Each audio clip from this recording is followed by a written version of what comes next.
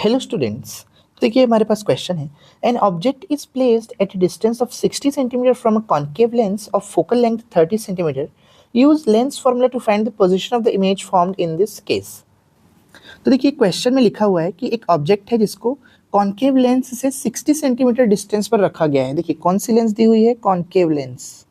Object को कितने distance पर रखा गया है, लेंस से 60 सेंटीमीटर। और देखिए ऑब्जेक्ट डिस्टेंस हमेशा नेगेटिव लिया जाता है, क्योंकि देखिए अगर ये एक कॉन्केव लेंस है तो ऑब्जेक्ट जो है वो हम नेगेटिव एक्स एक्सिस के डायरेक्शन में रखते हैं। तो कार्टेशियन कोऑर्डिनेट के हिसाब से ऑब्जेक्ट अगर नेगेटिव एक्स एक्सिस पे रखा है तो उसको हम नेगेटिव लेंगे। अब देखिए कॉन्केव लेंस की फोकल लेंथ दी हुई है 30 सेंटीमीटर।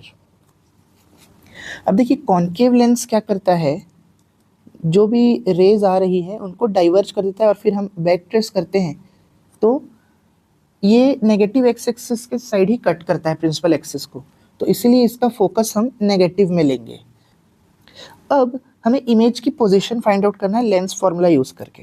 तो देखिए लेंस फार्मूला क्या होता है, 1/f is equal to 1/v minus 1/u। Lens formula के लिए हम माइनस लगाते हैं, तो देखिए वैल्यूज पुट कर देते हैं। 1/f यानी कि 1/-30 इक्वल टू 1/v, ये कैलकुलेट करना है हमें, और 1/u, u की जगह -60, माइनस माइनस कैंसिल हो जाएगा और प्लस हो जाएगा, और ये प्लस 1/60 जो है लेफ्ट हैंड साइड जाके वापस से -1/60 हो जाएगा, तो -1/30 माइनस 1/60 इक्वल टू 1/v।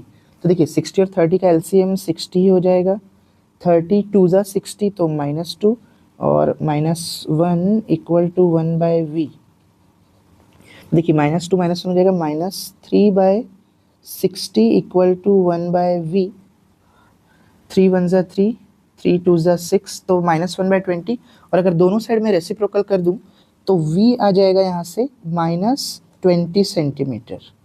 तो देखिए इस लेंस के लिए वैसे भी इमेज हमेशा नेगेटिव साइड ही बनती है। अभी इसका मैं रे डायग्राम भी आपको बना के दिखाऊंगा। भले ही पूछा नहीं है पर बहुत बार रे डायग्राम पूछता है, तो हमें रे डायग्राम बनाने भी आना चाहिए। चलिए तो आंसर तो सिर्फ इतना ही था। अब भले ही मैग्नीफिकेशन नहीं पूछा है पर मैं मैग्नीफिकेशन भी कैलकुलेट कर लेता हूँ इस क्वेश्चन के लिए, क्योंकि बहुत बार मैग्नीफिकेशन भी पूछ देता है। तो चलिए मैग्नीफिकेशन का फॉर्मूला होता है लेंस के लिए v/u। तो देखिए m is equal to v की जगह -20 और u की जगह -60 था, तो माइनस माइनस कैंसल, 2 1 ज़ा 2, 2 3 ज़ा 6, तो m की वैल्यू आ गई 1/3। देखिए m की वैल्यू 1 से छोटी आ रही है, इसका मतलब मैग्नीफिकेशन नहीं हुआ है बल्कि इमेज जो है वो छोटी साइज़ की बनी है। तो 1/3 यानी कि 3 3 ज़ा 9, तो 0.33 आ जाएगा आंसर मैग्नीफिकेशन का। अब देखिए रे डायग्राम भी मैं बना लेता हूँ इसका। रे डायग्राम के लिए मुझे क्या करना होगा, पहले तो मैं कॉन्केव लेंस बना लेता हूँ, उसके लिए एक प्रिंसिपल एक्सिस बना लेता हूँ। अब देखिए इसका फोकल लेंथ कितना दिया हुआ था क्वेश्चन में ही, 30, और ऑब्जेक्ट को रखे थे 60 में। देखिए फोकल लेंथ हो गया ये 30 और ऑब्जेक्ट को रखे हैं हम 60 पे नेगेटिव साइड पर। और देखिए इसका रे डायग्राम बनाएंगे तो क्या होता है, अगर रे पैरेलल होगी प्रिंसिपल एक्सिस के तो इस लेंस में क्या होती है, डाइवर्ज हो जाती है। देखिए ऐसे डाइवर्ज होती है कि अगर इसको बैक ट्रेस करें तो फोकस पे पास होगी। और दूसरा ये ले सकते हैं कि अगर रे जो है वो ऑप्टिकल सेंटर से गुजर रही है तो वो बिना डिफ्लेक्ट हुए सीधी निकल जाएगी। तो देखिए यहाँ पे कट रहा है तो यहाँ कहीं पे हमें इमेज मिलेगी।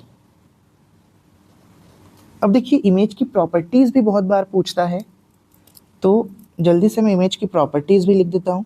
तो देखिए क्योंकि इमेज का साइज छोटा हुआ है इसीलिए डिमिनिश्ड।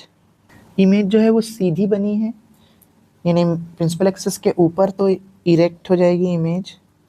इमेज रियल है कि वर्चुअल, तो देखिए लेंस के लिए अगर इमेज लेफ्ट हैंड साइड पर बन रही है तो वो वर्चुअल इमेज होती है। और वैसे भी कॉन्केव लेंस हमेशा वर्चुअल इमेज ही देती है, इरेक्ट भी और डिमिनिश्ड भी। तो कॉन्केव लेंस दिया है तो ये तीनों ही प्रॉपर्टीज आती है ऑलवेज। तो अगर आपको ये वीडियो अच्छा लगा हो और समझ में आया हो तो वीडियो को लाइक और चैनल को सब्सक्राइब ज़रूर करें। Thank you.